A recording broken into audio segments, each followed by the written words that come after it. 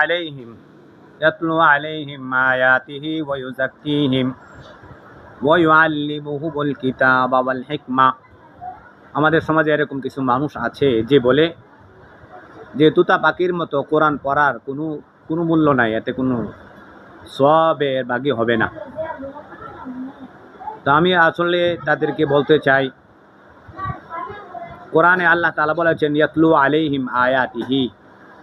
নবী সাল্লাল্লাহু আলাইহি সাল্লামকে আল্লাহ পাক যতগুলি গুণ দিয়ে দুনিয়ার জীবনে প্রেরণ করেছিলেন, এর মধ্যে চারটা গুণের একটি গুণ হলো ইয়াতলু আলাইহিম আয়াতিহি।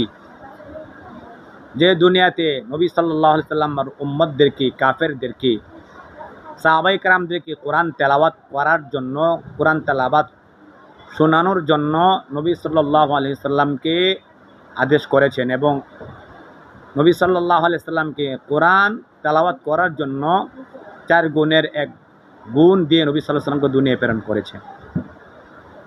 এজন্য কোরআন তেলাওয়াত শিখা, কোরআন তেলাওয়াত শিক্ষা অর্জন করে কোরআন তেলাওয়াত করা, এটা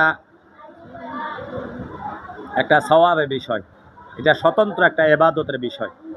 আল্লাহ নবী সাল্লাল্লাহু আলাইহি সাল্লাম বহু হাদিসে বলেছেন, আলিফে এক হরফ, আলিফ মিম, আলিফ লাম মিম, এই 3টি হরফে 30টি নেকি পাওয়া যায়। কোরআন তেলাওয়াত করলে আল্লাহ পাকের নৈকট্য অর্জন হয়। আল্লাহ পাক নৈকট্য অর্জনের যতগুলি মাধ্যম আছে, এর মধ্যে একটা মাধ্যম হলো কোরআনকে বুঝে পড়ুক আর না বুঝে পড়ুক, তাজবিদ সহকারে প্রত্যেকটা হরফের সিফাত সহিহ শুদ্ধ করে উচ্চারণ করে পড়লে আল্লাহ পাক রব্বুল আলামিন স্থান কাল পাত্র বেজে কাউকে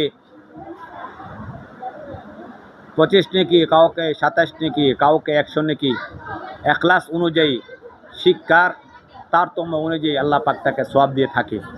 এখানে কোরআন বুঝে পড়তে হবে, এটা দিয়ে পাবলিকদেরকে আমাদেরকে বোঝানো হয় কোরআন না বুঝে পড়তে নেই। হ্যাঁ, কোরআনের উপর কোরআন বুঝে পড়া, এটার ফায়দা অনেক। দ্বিতীয় সিঁড়ি, প্রথম সিঁড়ি হইল কোরআনকে তেলাওয়াত করা।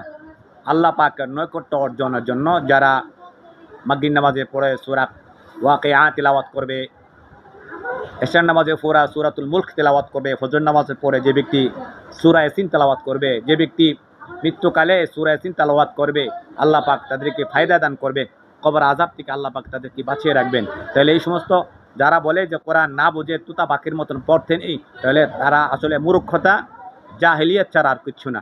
আল্লাহ আমাদেরকে কোরআন বেশি বেশি পাঠ করা তৌফিক